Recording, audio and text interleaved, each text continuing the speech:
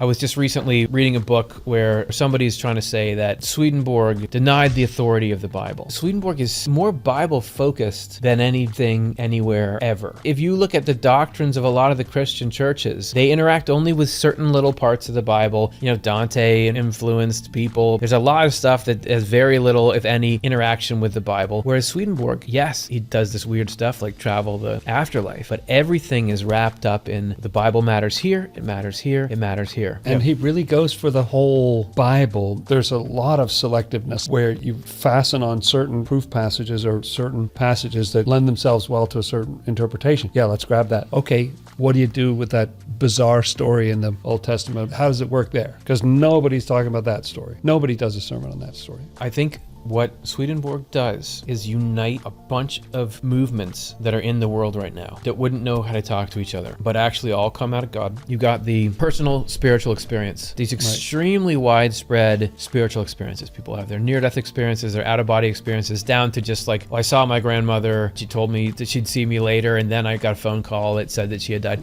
So you've got that, then you've got the Bible. And this huge number of people who believe strongly this is something special from God. And Swedenborg says this is how those two things talk to each other. But then it's also the human body, the thing that we walk around and live in all the time. This is how that interfaces directly with the Bible, interfaces with personal spiritual experiences. And so it is also with mindfulness, Eastern thought. This is how all that stuff comes together, not in a way where you lose the character of one or the other, but you see how these things, they don't automatically, but they can intersect. And Swedenborg is that intersection point. Yes, the spiritual experience part is very friendly with the body, like a lot of that connects with healing, chakras, whatever it might be. You know, those go together well. But then the Bible is so strange and so easy to reject in a way. And what does the Bible have to do with your body?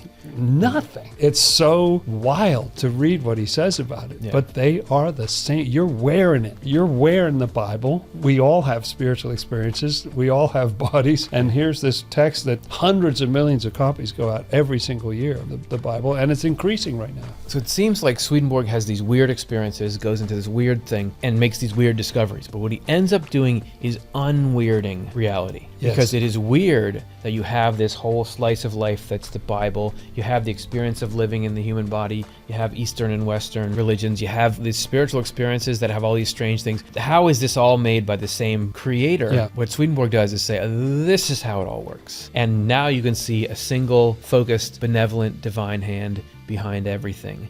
And that's not weird. That's how it should be.